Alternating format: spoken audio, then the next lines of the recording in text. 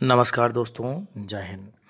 आज हम लोग बात करेंगे कि जल संरक्षण के कुछ प्रयासों की जो प्राचीन काल में किए जाते थे। उसी में एक फेमस प्रयास है रानी की वाव या रानी की बावली। इसे यूनेस्को की उन विश्व धरोहर सूचियों में शामिल किया गया है और जो गुजरात में स्थित है। आइए आज हम इसी की बात करते हैं। ये बेहतरीन नक्काशी, चित्रकला और बेहतरीन तरीका पानी को संरक्षित करने का। इसे रानी उदयमती ने अपने पति राजा भीम प्रथम की याद में बनवाया था, जो चालुक्य या सोलंकी वंश के राजा थे। यह वंश 950 से 1300 ईस्वी के बीच शासन करता था और रानी की वाव सरस्वती नदी के किनारे पर बनी है। ये जो खास बात है कि ये कई सदियों तक ये गायब रही, क्योंकि सरस्वती नदी विलुप्त हो गई और ये उसी की गाद में कहीं विलीन हो गई और बाद में फिर इसे अभी रिसेंटली खोज निकाला गया। इस स्मारक में मारू गुर्जर वास्तुकला की झलक देखने को मिलती है और यूनेस्को के हिसाब से रानी की वाव कला का एक अनूठा नमूना है, जिसे बावली की तरह बनाया गया है। इसे आप जैसे मंदिर होता है ना, बिल्कुल उसी प्रकार इसे उल्टे मंदिर के रूप में बनाया गया है। मतलब मंदिर को उल्टा करके जमीन के अंदर बनाया गया। इसमें 7 मंजिलें हैं, जिसकी दीवारों पर कलाकृतियां बनी हैं, जो कला के बेशकीमती खजाने से कम नहीं है।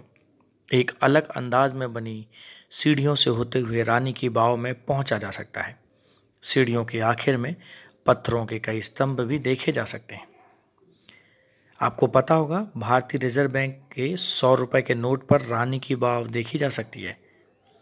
रानी की वाव की 7 मंजिलों में से चौथी मंजिल सबसे गहरी है और इससे होते हुए एक गहरे जलाशय तक पहुंचा जा सकता है। यह जलाशय आयताकार है, 9.4 मीटर लंबा भी है और 9.5 मीटर चौड़ा है और 23 मीटर गहरा है। ऐसा माना जाता है कि सरस्वती नदी में आई भयंकर बाढ़ की वजह से रानी की वाव जमीन के अंदर चली गई थी और भारतीय पुरातत्व सर्वेक्षण की सालों की कड़ी मेहनत का नतीजा था कि यह फिर से अस्तित्व में आ सकी। पुरातत्व सर्वेक्षण ने इस पर काम 1958 में शुरू किया।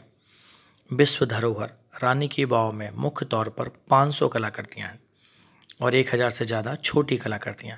इन सभी में धार्मिक, पौराणिक और धर्म के अलावा कुछ सामाजिक चित्र भी बने हुए हैं। रानी की वाव की ज़्यादातर आकृतियों में भगवान विष्णु के अलग अलग अवतार बने हैं, जैसे कि भगवान राम, कृष्ण, नरसिंह और वामन। इस विशाल बावली की अलग अलग मंजिलों की दीवारों पर खूबसूरत नक्काशीदार कलाकृतियां बनी हैं। इसके कई हिस्सों को खंभों से जोड़ा गया है, जिन पर सुंदर कलाकृतियां की गई हैं। रानी की वाव के खंभों पर सुंदर फूलों की नक्काशी के साथ कई देवियों और देवताओं की कलाकृतियां बनी हैं।